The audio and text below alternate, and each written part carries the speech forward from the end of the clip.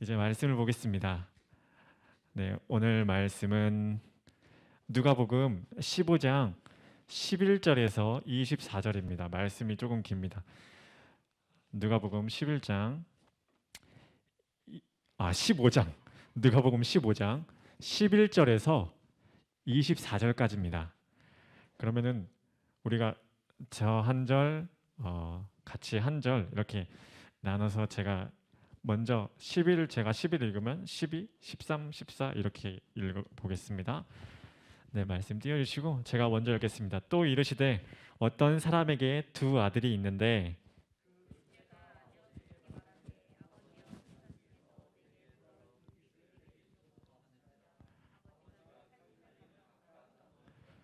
그 후 며칠이 안 되어 둘째 아들이 재물을 다 모아 가지고 먼 나라에 가 거기서 허랑방탕하여 그 재산을 낭비하더니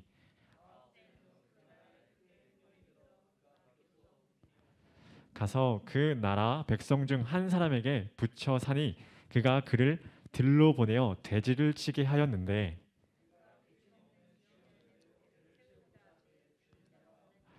이에 스스로 돌이켜 이르되 내 아버지에게는 양식이 풍족한 품꾼이 얼마나 많은가 나는 여기서 주려 죽는구나.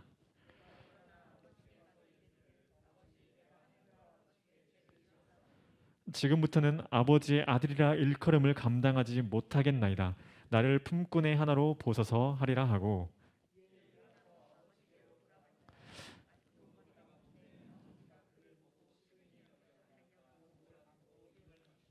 아들이 이르되 아버지 내가 하늘과 아버지께 죄를 지었사오니 지금부터는 아버지의 아들이라 일컬음을 감당하지 못하겠나이다 하나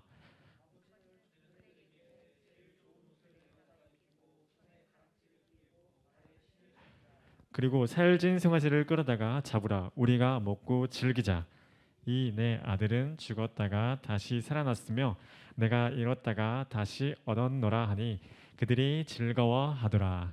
아멘. 예, 오늘은 너무 유명한 말씀이죠. 아버지와 두 아들의 비유 이 말씀을 가지고 말씀을 선포하겠습니다. 오늘 읽은 이 말씀은 아까 말했듯이 기독교 내에서 너무나도 유명한 말씀입니다. 어쩌면 교회에 다니지 않는 사람들도 돌아온 탕자라고 이야기를 하면 누군지 다 알 것이라고 생각합니다. 우리는 이 비유를 읽고 거의 대부분 둘째 아들이 주인공이라고 생각을 하고 있습니다.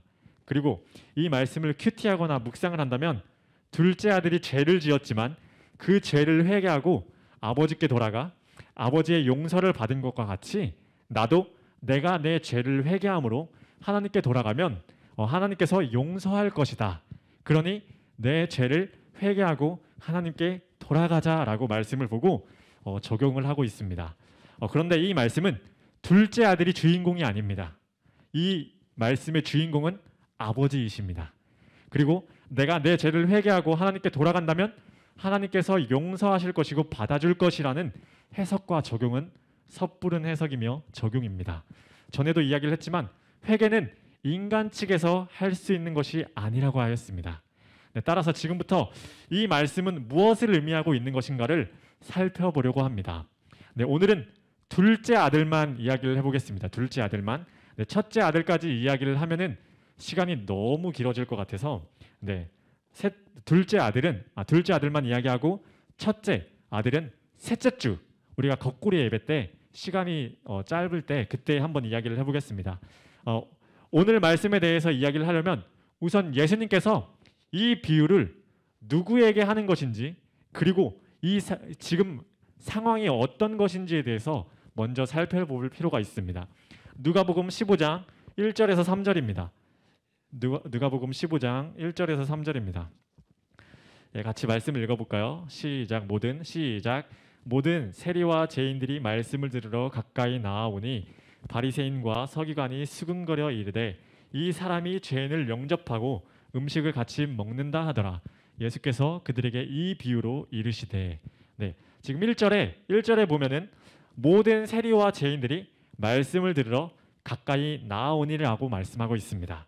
예수님께서는 지금 겉으로 보면 세상에서 천하고 약하디 약한 세리와 죄인들과 함께하고 있는 것입니다. 예수님께서는 세리와 죄인들과 함께하고 있으니 갑자기 바리새인들과 서기관들이 수근거립니다. 왜 수근거릴까요? 왜 바리새인들은 예수님이 세리와 죄인들과 함께 있는 것을 보고 수근거렸을까요? 네, 그것은 바리새인과 서기관들은 세리와 죄인들을 사람 취급하지 않았습니다. 부정하며 하찮은 존재로 여기면서 그들과 함께 상종하지 않았습니다.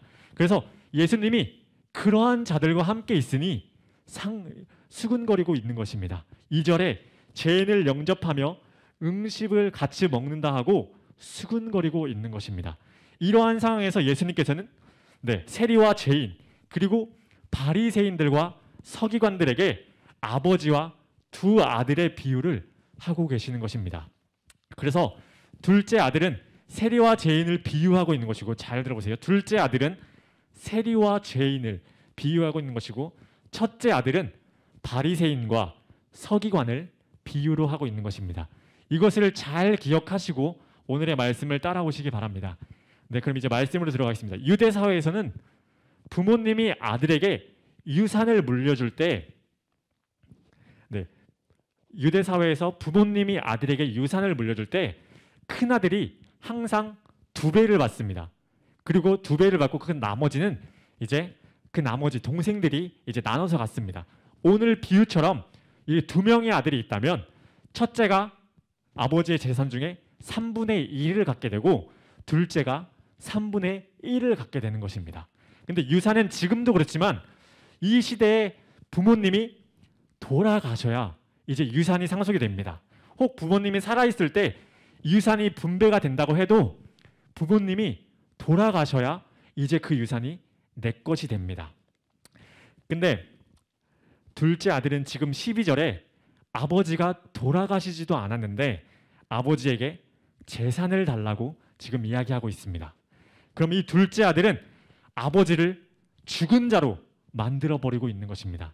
유대 사회에서 이러한 자는 아버지를 이렇게 죽은 자로, 자기들 말 안 듣는 자는 유대 사회에서 돌을 맞아 죽어야 합니다.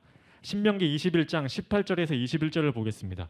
신명기 21장 18절에서 21절 제가 읽어드리겠습니다. 사람에게 완악하고 패역한 아들이 있어 그의 아버지의 말이나 그의 어머니의 말을 순종하지 아니하고 부모가 징계하여도 순종하지 아니하거든 그의 부모가 그를 끌고 성문에 이르러 그 성읍 장로들에게 나아가서 그 성읍 장로들에게 말하기를 우리의 이 자식은 완악하고 패역하여 우리의 말을 듣지 아니하고 방탕하며 술에 잠긴 자라 하면 그 성읍의 모든 사람들이 그 아들 그를 돌로 쳐 죽일지니 이같이 내가 너희 중에서 악을 제하라. 그리하면 온 이스라엘이 듣고 두려워하리라.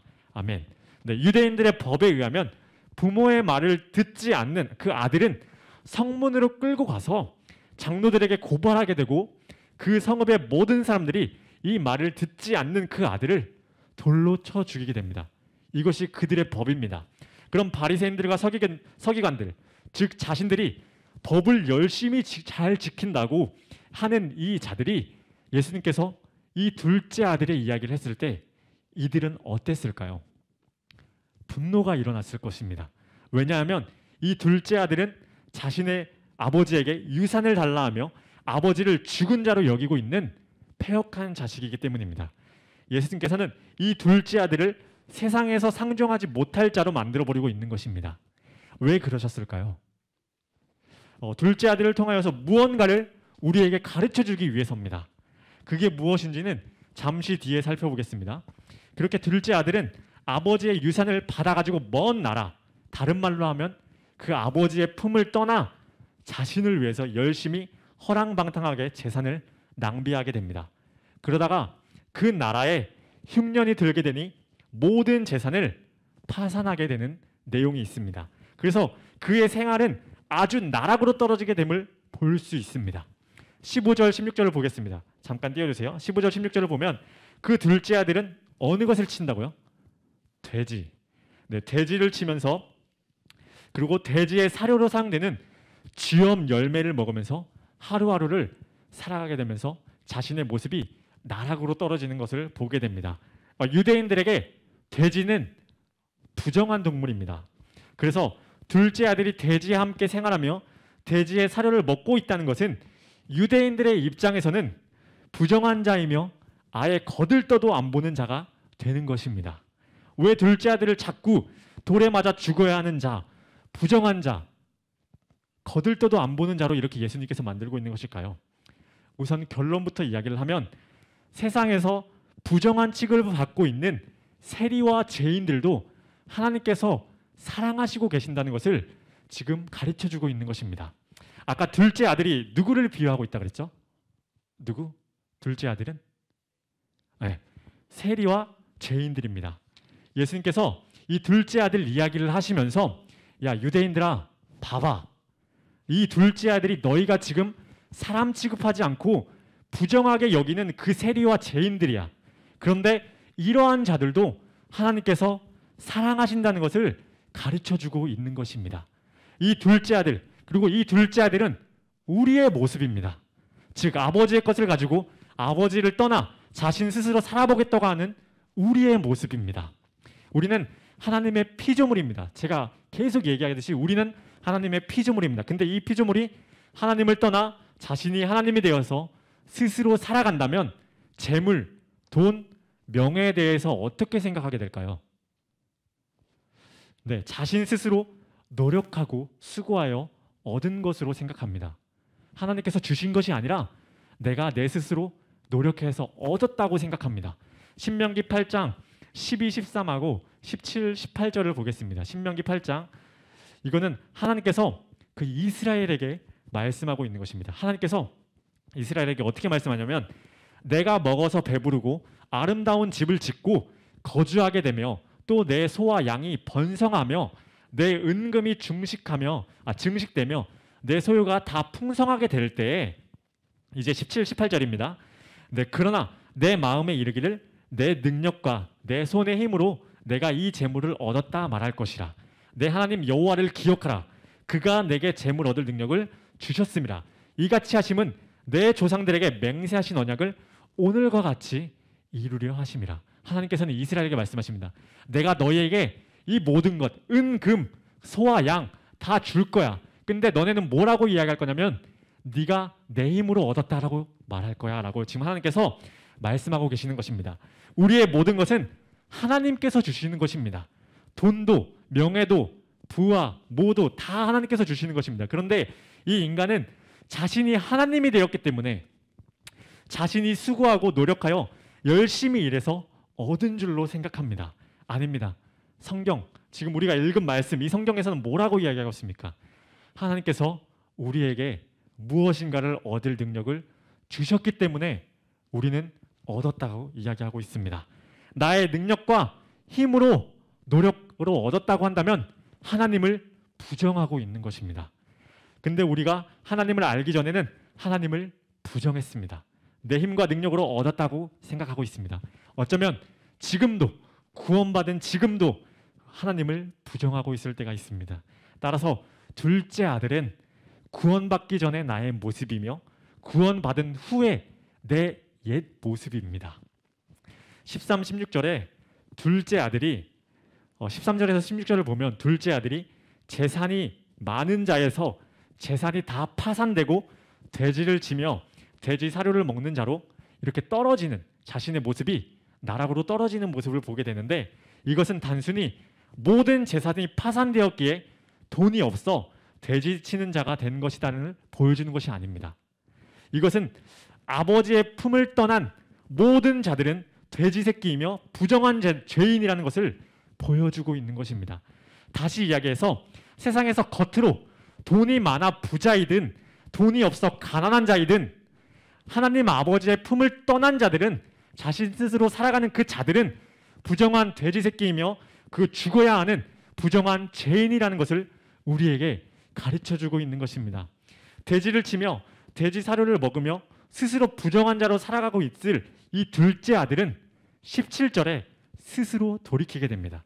우리가 여기서 이제 오해를 하게 됩니다. 이 스스로 돌이켜라는 이 말씀을 보고 내 자신이 스스로 돌이킬 수 있다고 생각하게 되고, 이 말씀을 회개하고 스스로 돌이키자라고 이제 결론을 맺게 됩니다. 이 말씀을 보면 회개의 주도권이 나에게, 이 인간에게 있는 것처럼 보여집니다. 하지만 제가 설교 서론에서도 말했듯이 인간은 스스로 회개하고 나에게 주도권이 있는 것이 아닙니다. 회개의 주도권은 인간에게 없습니다. 이 스스로 돌이켜 헬라를 보면 이 뜻은 자기 자신을 되돌아보다, 자기 자신을 보다, 그 다음에 자기 자신이 어떠한 자인지를 보았다라는 그 의미를 가지고 있습니다. 종합하면 자기 자신이 어떠한 자인지 보게 되는 것입니다. 그런데 인간은 눈은 감겨 있으며 귀가 막혔기 때문에 하나님의 말씀을 듣지 못합니다. 그래서 스스로 자신이 어떠한 자인지 깨닫지 못합니다. 그래서 누군가가 가르쳐 주어야 자기 자신의 모습이 어떠한지 알 수 있습니다. 성경은 누가 가르쳐 준다고 이야기하고 있을까요? 성경은 성령님께서 우리에게 가르쳐 주신다고 이야기하고 있습니다. 다른 말로 하나님입니다. 하나님께서 성령님을 통하여 나의 모습이 어떠한 자인지 가르쳐 주셔야 우리가 알 수 있습니다. 따라서 둘째 아들도 아버지로 말미암아 자신의 모습이 깨달아지게 되는 것입니다. 이것이 왜 그런지 누가복음 15장 전체를 보면 알 수 있습니다. 아버지와 두 아들 비유가 등장하기 전에 두 가지의 비유가 더 앞에 붙어 있습니다. 그런데 이 비유는 따로 다른 이야기를 하는 비유가 아닌 한 가지의 주제를 가지고 이야기하고 있는 세 가지 모두가 하나의 비유입니다. 3절에 보시면 3절 잠깐 있나요? 3절? 네. 3절 보시면 3절 보시면 예수께서 그들에게 이 비유로 이르시되라고 말씀하고 있습니다. 여기 비유는 복수가 아닌 단수입니다. 단수로 사용되겠습니다. 하나. 단수로 이야기하면서 예수님은 이 비유 단수로 이야기하면서 갑자기 세 개의 비유를 연달아서 이야기하고 있는 것입니다. 그러면은 이 세 개의 비유는 서로 다른 이야기가 아닌 하나의 이야기를 하고 있는 것입니다. 그럼 아버지와 두 아들의 비유 앞에 있는 이 두 가지 비유를 살펴보겠습니다. 첫 번째는 우리가 너무나도 잘 알고 있는 양 100마리 중 하나를 잃어버린 목자가 한 마리의 양을 끝까지 찾아내기까지 찾아 돌아다닌다는 그 비유입니다. 그리고 두 번째는 첫 번째 비유와는 조금 소재는 다른데 같습니다. 어떤 여자가 10드라크마 중 한 드라크마를 잃어버리게 되므로 그 한 드라크마를 찾기까지 열심히 부지런히 찾아다니는 그런 내용입니다. 유대 사회에서는 이 10드라크마가 신부가 신랑에게 받는 혼수품이었다고 합니다. 그래서 그 10개 중에 하나를 잃어버리면 10드라크마, 그 혼수품이라는 의미가 사라지게 되니 남편에게서 이혼당할 수도 있었습니다. 그래서 이 여자가 그 10개 중에 하나를 잃어버렸을 때 그 하나를 찾아서 혼수품이라는 그 의미를 갖게 하기 위해서 열심히 찾아다니는 것입니다. 그렇다면 이 비유들 마지막에 뭐라고 말씀하고 있는지 보겠습니다. 누가복음 15장 7절에서 10절입니다.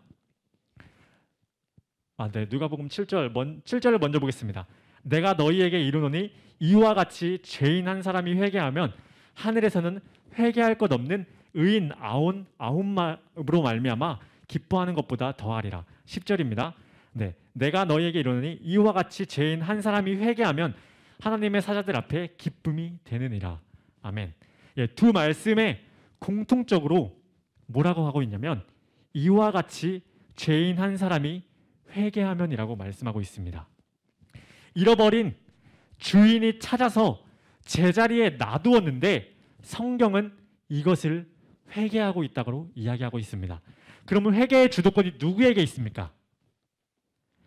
회개의 주도권은 잃어버린 양이나 그 한 드라크마에게 있는 것이 아닌 잃어버린 것을 찾고 있는 그 주인에게 회개의 주도권이 있는 것입니다. 그렇다면 잃어버린 양과 10드라크마 비유와 아버지와 그 두 아들의 비유는 여러 비유가 아닌 하나의 비유라고 말했습니다. 그럼 아버지와 두 아들의 비유도 자신이 회개하고 돌아오는 이야기가 아닌 아버지가 잃어버린 그 두 아들을 찾고 있는 내용입니다. 따라서 이 둘째 아들이 회개의 주도권을 가지고 자신 스스로 자신이 어떠한 모습을 하는지 알게 되고 깨닫고 회개를 하는 것이 아닙니다. 잃어버린 자를 찾고 있는 아버지로부터 자신이 어떤 모습인지 깨닫게 되는 것입니다. 즉 하나님으로부터 내 모습이 어떠한 자인지 깨닫게 되는 것입니다. 세상에 나가서 너는 하나님을 떠난 죄인이야, 너는 부정한 자이며 죽어야 되는 자야 라고 이렇게 이야기를 한다면 그 사람들이 이 이야기를 들을까요? 이야기 듣지 않습니다. 아, 그러네, 나는 죄인이며 죽어야 되는 자이구나 라며 깨닫지 않고 모릅니다. 무슨 소리 하는 거야? 왜 내가 죄인이야? 무시하게 됩니다. 인간은 성령님께서 우리에게 가르쳐주지 않는 이상 우리가 아무리 설득한다고 이야기를 해도 모릅니다. 제가 이 자리에서 계속해서 우리는 죄인입니다, 우리에게는 예수님밖에 없습니다라고 백날 외친다고 하여도 들리는 자가 있는가 하면 들리지 않는 자, 깨닫지 못하는 자가 있는 것입니다. 그래서 이 소리가 들리고 인정이 된다면 제가 하는 것이 아니고 우리 하나님께서 성령님을 통하여 각자 마음속에서 역사하고 계시는 것입니다. 그래서 저는 외치면서 하나님 깨닫게 해주세요, 기도할 수밖에 없는 것입니다. 제가 할 수 있는 것이 아니기 때문입니다. 그래서 세례 요한을 뭐라고 이야기하고 있나요? 광야에 외치는 자의 소리라고 이야기하고 있습니다. 세례 요한은 그냥 소리일 뿐입니다. 그 자는 그냥 외치는 자일 뿐, 유대인들을 깨닫고 돌아오게 하는 것은 성령님께서 하시는 것입니다. 사도행전을 보면 너무나도 잘 알 수 있습니다. 네, 둘째 아들이 외부에 의하여 자신의 모습이 발각되자 이제 누구를 바라보나요? 네, 아버지를 바라보게 됩니다. 즉 내가 있는 곳이 돼지우리이며 내가 돼지이며 내가 추구하는 것이 돼지 쥐엄 열매라는 것을 깨닫게 되자 이제 내 아버지가 보이게 되는 것입니다. 따라서 내가 어떤 자인지 알아야 하나님이 보이게 됩니다. 내가 어떤 자인지 알지 못하면 하나님 바라보지 않습니다. 요한복음 16장 7절에서 8절입니다. 우리가 이거 같이 읽어보겠습니다. 거의 다 끝났어요. 너무 피곤해. 여기 죽을라 그래. 네, 이거 같이 읽어볼까요? 잠깐 잠도 깰 겸 요한복음 16장 7에서 8절입니다. 같이 읽어보겠습니다. 그러나 시작. 그러나 내가 너희에게 실상을 말하노니 내가 떠나가는 것이 너희에게는 유익이라. 내가 떠나가지 아니하면 보혜사가 너희에게로 오시지 아니할 것이요 가면 내가 그를 너희에게 보내리니 그가 와서 죄에 대하여 의에 대하여 심판에 대해서 세상을 책망하시리라. 아멘.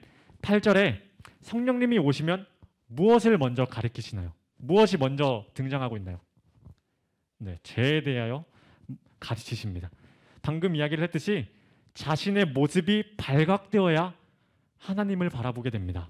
그래서 성령님이 먼저 우리에게 찾아오셔서 하는 것은 내가 어떤 자인지, 내가 얼마나 추악한 죄가 있었는지 이 죄인을, 내 죄를 폭로시키시며 내가 죄인이라는 것을 깨닫게 하십니다.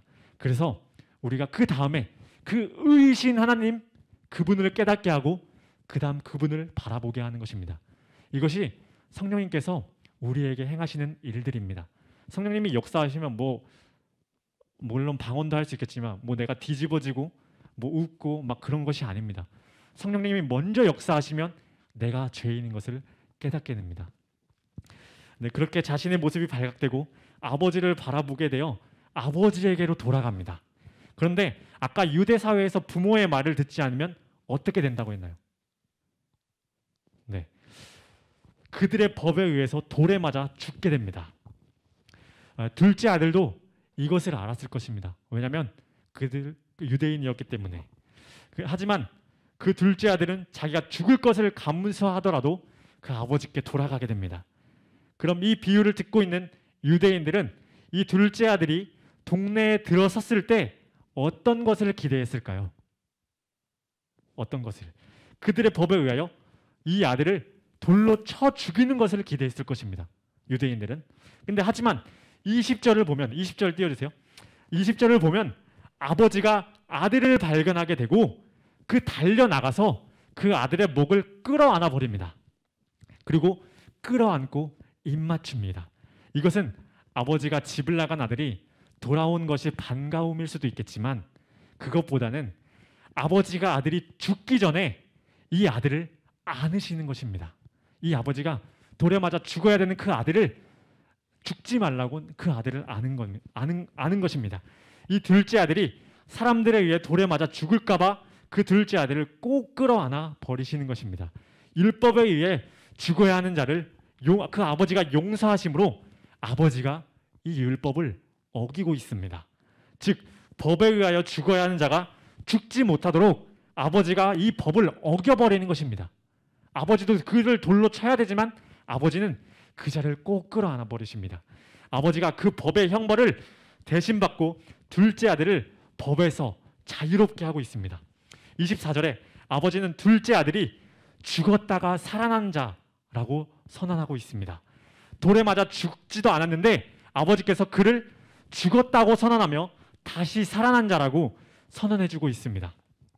이러한 아버지의 모습을 비유로 이야기하시면서 유대인들아 봐봐, 너희가 사람 취급하지 않는 이 부정한 세리와 죄인, 하나님께서 이렇게 사랑하신다라는 것을 알려주고 있는 것입니다. 그들은 취급하지 않고 사람 취급하지 않고 부정하게 여기고 있는 그 세리와 죄인들을 하나님께서 이렇게 사랑하신다는 것을 우리에게 말씀하시고 계시는 것입니다. 지금도 우리의 모습, 부정하고 죄인이며 이 아무것도 아닌 자를 하나님께서 우리를 사랑하시고 계신다는 것을 이 말씀을 통하여 보여주고 있는 것입니다. 그리고 이것은 우리의 모습이라는 것을 계속 가르쳐주고 있습니다. 내가 아버지를 떠나 법을 어긴 자로 돌에 맞아 죽어야 하는 자입니다. 다른 말로 하면 하나님의 말씀을 듣지 않고 그 법을 어기며 내가 하나님이 되어서 살아가는 이 죄인인 내가 그 십자가에 매달려 죽어야 되는데 내가 죽지 않고 하나님께서 그 예수 그리스도를 보내주셔서 예수 그리스도가 그 십자가에 달려 죽으심으로 말미암아 하나님께서 이제 너는 죽었다, 근데 내가 다시 살렸다라고 우리에게 선언해주고 있는 것입니다. 마지막으로 이거 로마서 6장 4절과 10절 11절 말씀 보고 마치겠습니다. 로마서 6장 4에서 10과 11절입니다. 제가 읽어드리겠습니다. 그러므로 우리가 그의 죽으심과 합하여 세례를 받음으로 그와 함께 장사되었나니 이는 아버지의 영광으로 말미암아 그리스도를 죽은 자 가운데서 살리신 것 같이 우리로 또한 새 생명 가운데서 행하게 하려 함이라. 10절입니다. 그가 죽으심은 죄에 대하여 단번에 죽으심이요 그가 살아계심은 하나님께 대하여 살아계심이니 이와 같이 너희도 너희 자신을 죄에 대하여 죽은 자요 그리스도 예수 안에서 하나님께 대하여는 살아있는 자로 여길지어다. 아멘. 십자가는 십자가에 예수 그리스도께서 달리셨는데 예수 그리스도께서 죽으실 때 우리도 함께 죽은 자라고 선언해주고 있는 것입니다. 그리고 예수 그리스도께서 살아나실 때 우리도 함께 살아난 자다라고 예수님께서 그 예수 그리스도를 말미암아 우리에게 선언해주고 있는 것입니다. 이것이 은혜입니다. 그 율법은 나를 고소하고 있습니다. 너는 하나님의 말씀을 어기며 따르지 못하는 죄인이야. 너는 죽어야 해. 라고 이렇게 우리를 고발하고 있는데 그 고발을 예수 그리스도께서 대신 가져가시고 죽으시는 것입니다. 그 둘째 아들 꼭 끌어안으시는 그 모습이 우리 하나님 아버지 그 예수 그리스도의 모습입니다. 그래서 우리가 이제 할 수 있는 고백은 21절과 같이 아들이 이르되 아버지 내가 하늘과 아버지께 죄를 지었사오니 지금부터는 아버지의 아들이라 일컬음을 감당하지 못하겠나이다. 이 고백밖에 없습니다. 그러니까 하나님 저는 죄인입니다. 내가 죽어야 할 그곳에 예수 그리스도께서 대신 달리셨습니다. 하나님의 자녀가 될 수 없는 이 자입니다. 나는 돼지이며 나는 돼지의 지엄 열매를 추구하고 있는 자입니다라고 이 고백이 나올 수밖에 없습니다. 하지만 22절에서 23절을 보시면 21절에 자신이 아들이 되지 못함을 고백하고 있는 그 자에게 그 아들에게 잔치를 베풀어 주므로 나의 아들이다라는 것을 다시 한번 선언해주고 있습니다. 예수님께서는 죄인들을 향한 하나님 아버지의 깊은 관심과 애정, 그 사랑을 우리에게 설명해주고 있습니다. 유대인들의 입장에서는 이 둘째 아들은 즉 세리와 죄인들은 죽어야 하는 자인데 하나님의 입장에서는 그러한 더러움까지도 다 덮어준다는 것이 이 오늘의 말씀입니다. 그 둘째 아들을 통하여서 우리에게 가르쳐주고 있는 것입니다. 네, 정리하겠습니다. 이 비유는 예수 그리스도의 십자가와 은혜를 통하여 사랑하심을 이야기하는 것이지 인간의 자발적인 회개를 이야기하고 있는 것이 아닙니다. 그리고 따라서 인간들아, 회개는 너희가 하는 것이 아니야. 너희는 돼지이며 부정하고 죽어야 하는 자라는 것을 깨닫고 있어. 깨닫게 하시고, 그리고 네가 있어야 할 그곳으로 내가 다시 되돌려 놓을 거야 라는 것을 가르쳐주고 있습니다. 네, 예수님은 회개하면 다 용서해 준다를 가르쳐주고 있는 것이 아닙니다. 하나님 아버지가 어떤 분이신지를 우리에게 가르쳐주고 있습니다. 따라서 하나님의 그 깊은 은혜와 사랑을 깨닫게 되기를 기도하겠습니다.